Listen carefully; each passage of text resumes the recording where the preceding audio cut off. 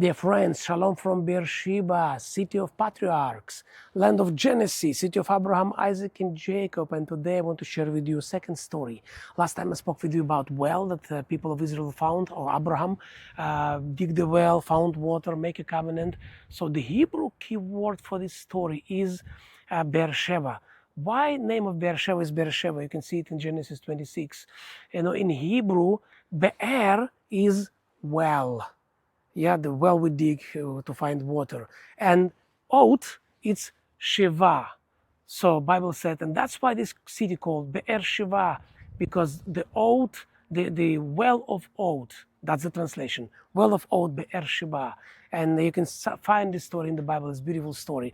But what's interesting, right after these events, with the Be'er, with the well that Abraham was digging for water, and to stay here in the ancient city of Beersheba, touch the stones, think about the story, it's just extraordinary and amazing. But God spoke to Abraham, take your son Isaac, take him to Moriah mountain and sacrifice him to me, give him to me. Abraham stood up in Beersheba and went all the way to Mount Moriah, 3 days of walk. He came to Moriah, and we know the story. He sacrificed instead of his son the sheep, and it was amazing act of faith and obedience. And God said, because you was obedient with me, I will bless you, and I will bless your descendants. You will see amazing blessing. And then its Bible says, he came back to Beersheba and he dwelled here. So Abraham was living here. Can you imagine? He lived here. He prayed here, he spent time here, he was walking from here to Hebron, from here to Jerusalem, all these areas. Well, Jerusalem wasn't built yet at that time, the time of Abraham.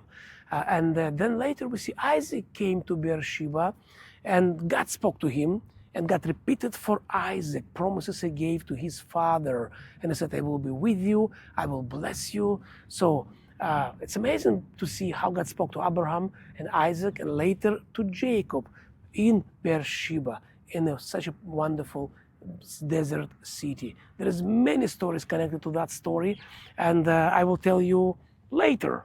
But right now, I want to pray Shabbat Shalom blessing over your life, and my prayer that God will give you directions, and He will speak to you, and you will be able to hear His voice as Abraham and Isaac and Jacob. And maybe God will appear to you in a night, in a dream. That's wonderful. But the most important, to hear the voice of the Lord, to be led by God, to be in His presence, to pursue Him and seek Him as our fathers. They build altars here and seek the Lord. We don't need to build altars, but we seek in the Lord. I mean, physical altars. We build altars in our hearts. But let's together seek the Lord, and may the Lord speak to you, to me, and we have this privilege to be guided by Him. Blessings and shalom from biblical city of Beersheba.